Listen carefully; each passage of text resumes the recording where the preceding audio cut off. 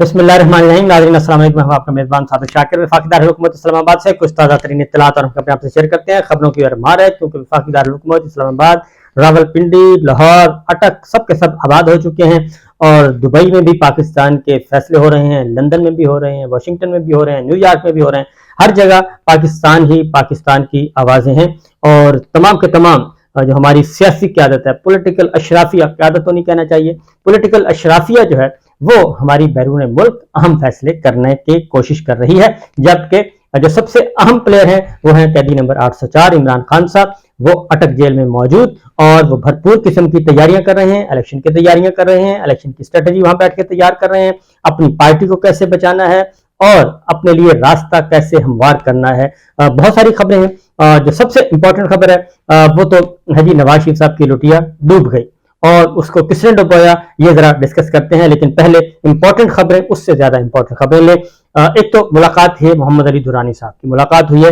सदर ममलिकत डॉक्टर आरिफ अलवी साहब से और ये उन मुलाकातों का तसलसल है। पहली मुलाकात जो हुई थी सदर ममलिकत से ईवान सदर में army chief general Asim Munir साहब की और DGISI lieutenant general Nadeem Anjum साहब की वो मुलाकात हुई और उस मुलाकात के बाद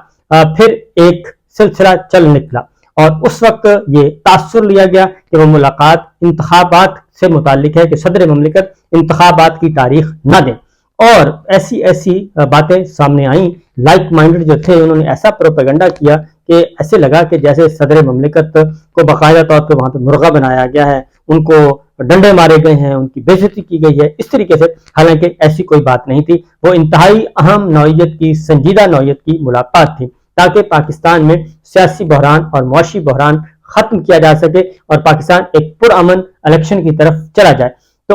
उन मुलाकात के बाद फिर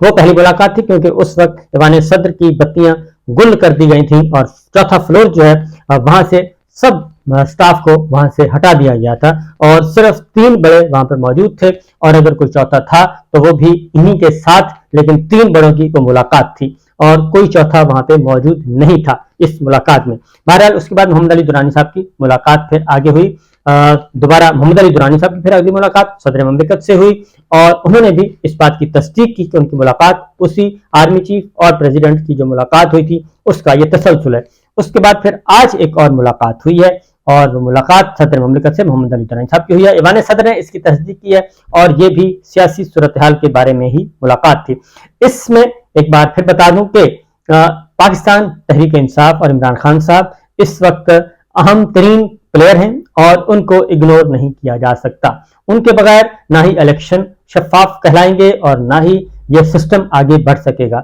उनको आउट करके और उनके साथ जिस तरीके से पिछले 16 माह में उनके खिलाफ पॉलिटिकल विक्टिमाइजेशन एक आई और 200 मुकदमात सिर्फ एक शख्स पे डाले गए, वो सारे के सारे हमारे सामने हैं और फिर उनको किस तरीके से जेल डाला गया वो भी सारी चीज हमारे सामने है। और ये सब कुछ 14 जमाती 15 जमाती हुक्मरान इत्तेहाद मुस्लिम लीग नवाज जिसके सरबराह थे वो ये सब कुछ करके गए अपने दौर में। बहरहाल सिलसिला कुछ आगे बढ़ रहा है। इमरान खान साहब से मुलाकात के नतीजे में इमरान खान साहब के साथ उनके वकला ने मुलाकात की, सलमान सफदर साहब ने, उमर नियाजी साहब ने, और उन्होंने वाज़ेह तौर पे ये कहा कि वो किसी भी मुकदमे से नहीं घबराते और जस्टिस काजी फाइजल साहब को एक एप्लीकेशन देनी चाहिए कि जनाब उनके मुकदमात यानी कि इमरान खान साहब के सारे मुकदमात जो हैं वो लाइव टेलीकास्ट किए जाएं, उनकी समाअत जो है लाइव टेलीकास्ट की जाए, पूरा मुल्क देखे और शफाफियत, फेयर ट्रायल और फ्री ट्रायल जो है वो होना चाहिए, फ्री एंड फेयर ट्रायल होना चाहिए और वो सारी की दुनिया देखना चाहिए ताकि कौन सच्चा है कौन झूठा है पता चल सके। साइफर के मामले में उन्होंने कहा कि ये जो इंटरसेप्ट की नई स्टोरी आई है उसके बाद तो उनके मौक़िफ़ को मजीद तक़वियत मिल गई है कि किस तरीके से उस वक्त की लीडरशिप जो है मिलिट्री लीडरशिप यानी कि बाजवा साहब उस वक्त क्या कर रहे थे और क्या मामला तय कर रहे थे और पाकिस्तान को का बेड़ा गर्क करके गए हैं और वो पता नहीं क्या क्या शराइत तस्लीम करके गए हैं, कुछ पता नहीं है। इसलिए उन्होंने कहा कि जी वो भी 9 मई का मामला हो कोई भी हो, इसलिए उसमें किसी किस्म का मुझे कोई खौफ नहीं है। आज इमरान खान साहब की इस्लामाबाद हाई कोर्ट में उन 9 मुकदमात की दरखास्त थी जिनमें इमरान खान साहब की जमानत मंजूर हो चुकी थी, प्री अरेस्ट यानी कि कबल गिरफ्तारी जमानतें मंजूर थी और 9 मुकदमात थे, लेकिन क्योंकि तोशाखाना में उनको गिरफ्तार कर लिया गया और गिरफ्तार करने के बाद उनको अदालतों में पेश नहीं किया गया और अदम हाजिरी पे उनकी दरखास्तें जमानतें खारिज कर दी गई थी। तो लिहाजा आमिर फारूक साहब के साथ डिवीजन बेंच के साथ ये सारा मामला था, आज समाप्त हुई और वो फैसला महफूज हो गया है, क्योंकि वकला ने कहा कि उस वक्त अदालतों में पेश करना, ये इमरान खान साहब को अदालतों में पेश करना जेल हुकाम का काम था। इमरान खान तो खुद उस वक्त कैदी थे, लिहाजा उनका फैसला महफूज कर लिया गया है। तो बहरहाल एक और चीज जो है वो बड़ी अहम दिलचस्प है जी। इमरान खान साहब पूरे सवार हैं, उनके आसाब पे सवार हो चुके हैं। बहरहाल ये इस खबर को हम यहीं छोड़ते हैं, अगली खबर की तरफ आते हैं कि इलेक्शन की तारीख जो है वो दे दी, इलेक्शन की तारीख दी जा चुकी है और वो भी एक मुबहम सी तारीख दी है। और इलेक्शन कमीशन ने एक प्रेस रिलीज जारी किया और उसके मुताबिक, प्रेस रिलीज के मुताबिक उन्होंने कहा जी कि 27 सितंबर को जो है वो हल्का बंदियां इब्तदाई फहरिस्त आ जाएगी और 30 नवंबर तक ये मुकम्मल हो जाएगी, छाया हो जाएंगी हल्का बंदियां, और उसके बाद 54 दिन के इलेक्शन प्रोग्राम के बाद इंतखाबात जनवरी 2024 के आखिरी हफ्ते में करवा दिए जाएंगे। ये अब एक मुबहम सा ऐलान है और आखिरी हफ्ते का ये शेड्यूल नहीं दिया गया, बल्कि एक रफली एक अंदाजा बताया गया है। लेकिन मुझे पता है कि इस दौरान बहुत कुछ होना है और इसलिए ये तारीख भी नहीं हो सकेगी इलेक्शन के लिए, इस तारीख को इलेक्शन नहीं हो सकेंगे। इसीलिए जो सिचुएशन सामने आई है, ये सारी बातें इमरान खान साहब को भी बताई गई। इमरान खान साहब ने भी बता दिया है कि जनाब हम तैयार हैं, हर तरह का इलेक्शन लड़ने के लिए तैयार हैं, मुझे जेल में रखना है तब भी तैयार हैं, जेल से बाहर होऊंगा तब भी तैयार हैं। और खासतौर पे एक जो चीज आ रही है कि टिकट होल्डर्स जो हैं उनको उठा लिया जाएगा, क्योंकि इस वक्त भी सूरत हाल यही है कि टिकट होल्डर्स जितने भी हैं वो अपने घरों में नहीं है और वो ना ही पीटीआई छोड़ने के लिए तैयार है, ना पाकिस्तान तहरीक इंसाफ को छोड़ने के लिए तैयार है, ना प्रेस कॉन्फ्रेंस छोड़ने के लिए तैयार है, ना इमरान खान साहब के खिलाफ बयान देने के लिए तैयार है। तमाम टिकट होल्डर्स इस वक्त पंजाब के, खैबर पख्तूनख्वा के जो अनाउंस किए जा चुके हैं वो अपने घरों पे नहीं है और वो अपने घरों से रूपोश जहां जहां भी उनको मौका मिला है वहां पे मौजूद हैं। उनके घरों पे छापे मारे जा रहे हैं, आज दिन तक छापे मारे जा रहे हैं और उनके घरों में तोड़फोड़ की जा रही है, उनका सामान उठा के ले जाया जा रहा है। लेकिन अब इमरान खान साहब ने कहा है कि हम एक नई स्ट्रेटेजी करेंगे और वो है कि वकला को टास्क दिया गया, हामिद खान साहब और वकला टीम को टास्क दिया है कि वो इस बात का डिसाइड करें और तुम पूरे मुल्क में इलेक्शन के लिए हम कवरिंग कैंडिडेट के तौर पे वकला को साथ रखेंगे ताकि वो मैदान भी ना खाली रहे और हम लीगल जो टीम है यानी कि वकला बरादरी है उसको आगे लेके आएंगे और वकला तहरीक भी उसके मुताबिक आगे चलेगी। वकला तहरीक के बारे में बता दूं कि आज फिर लाहौर में एक शानदार कन्वेंशन हुआ है और वकला ने माल रोड पर एहतजाज रैली निकाली है, एहतजाज किया है महंगाई के खिलाफ, गैर आईनी और गैर कानूनी इक़दाम के खिलाफ, बुनियादी इंसानी हकूक़ की खिलाफ वर्जियों के खिलाफ और जो 15,000 सियासी कैदी हैं जेलों में मौजूद उनके खिलाफ, ये सारे का सारा उनकी रिहाई, उनकी कैद, उनके खिलाफ सारा कुछ किया गया जी। और एक अहम तरीन ये एक कन्वेंशन हुआ, उसमें वकला ने वाज़ेह तौर पे खबरदार किया है और एक नई तहरीक इस वक्त जन्म ले रही है और किसी भी सूरत में मैदान खाली नहीं छोड़ा जाएगा। लाहौर हाईकोर्ट बार के ज़ेर एहतमाम हुआ है और उसमें जो नारे थे वो बहुत ही शानदार किस्म के थे और उसमें लग रहा था कि मामलात आगे बढ़ रहे हैं और इतनी आसानी से ये चीज हजम नहीं करने दी जाएगी कि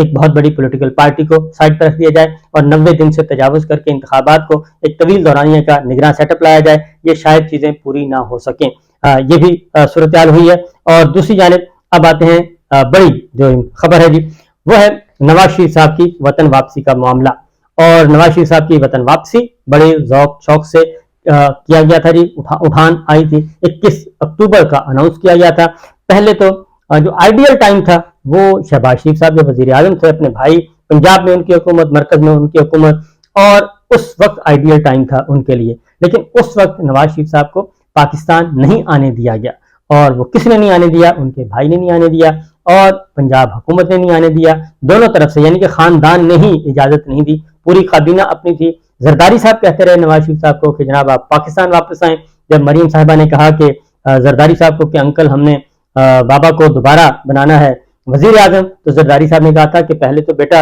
इनको पाकिस्तान लेके जाना है और उसके बाद फिर अगला स्टेप आएगा। लेकिन उस वक्त भी नहीं हुआ और अब 21 अक्टूबर का ऐलान किया गया था और सारे का सारा इन्हसार किया गया था नए चीफ जस्टिस काजी फायद ईसा साहब पे कि वो आएंगे और सारा कुछ मामला ठीक हो जाएंगे। तो लेकिन अब यह हुआ है कि उन्होंने जो एक तकरीर उन्होंने की या करवाई गई, किसने लिखी किसने करवाई, क्योंकि मियाँ साहब को बाकायदा तौर पे ब्रीफ करना पड़ता है, उनको बताना पड़ता है। लिखी हुई तकरीर थी, वो किसने लिखी اور ماضی کے جو لکھاری ہیں انہوں نے لکھی یا پھر کسی اور نے لکھی، اور اس میں شہباز شریف صاحب کا کتنا رول ہے۔ اب ان کی جو شہباز شریف صاحب جو ہے راتوں رات پہنچے پاکستان اور پھر واپس آئیں گے، ملاقاتیں کر رہے ہیں، مریم صاحبہ لندن کی اڑان انہوں نے بھر لی ہے اور شاید پہنچنے والی ہوں گی۔ تو اس طریقے سے یہ ساری چیزیں جو ہو رہی ہیں، اب ہو کیا رہا ہے؟ ہو یہ رہا ہے کہ میاں صاحب کو کہا جا رہا ہے کہ جی اسٹیبلشمنٹ کی طرف سے یہ پیغام دے دیا گیا ہے، ملٹری لیڈرشپ کی طرف سے یہ پیغام دے دیا گیا ہے، اور وہ نہیں چاہتے، اندر سے نہیں چاہتے کہ نواز شریف صاحب واپس آئیں اور آ کے ایک مومنٹم بنائیں۔ یہ ساری کی ساری باتیں کی جا رہی ہیں۔ تو سمپل سی بات ہے،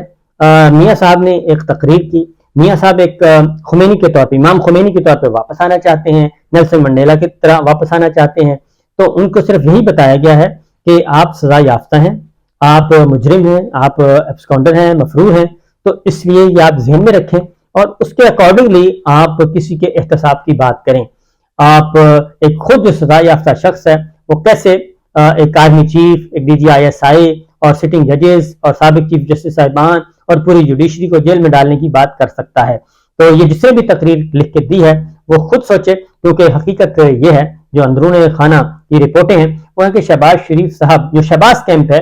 وہ خود ہی نہیں چاہتا کہ میاں صاحب واپس آئیں، اور چونکہ وہ اگر واپس آتے ہیں تو میاں صاحب، نواز شریف صاحب جو ہیں ان کا کیمپ بھاری بھرکم ہو جائے گا، وہ اوپر آ جائے گا اور سارا پارٹی پہ کنٹرول واپس نواز شریف صاحب کے پاس یعنی کہ مریم صاحبہ کے پاس ہو جائے گا، اور شہباز شریف صاحب ایک سائڈ پہ ہو جائیں گے، کیونکہ شہباز شریف صاحب نے اپنی ایک باری لینی تھی وہ لے لی۔ اب باری ہوگی نواز شریف فیملی کی، جو کچھ بھی ہے انہوں نے اپوزیشن میں بیٹھنا ہے، انہوں نے اقتدار لینا ہے، انہوں نے اقتدار نہیں لینا، ان کو ملنا ہے نہیں ملنا، جو بھی ہے پارٹی پہ گرفت نواز شریف صاحب کی ہو جائے گی۔ اور اس سارے ٹینیور میں میاں صاحب نے اپنے مقدمات سے بھی اپنے آپ کو بری کروانا تھا، یہ ساری چیزیں ہونا تھیں، لیکن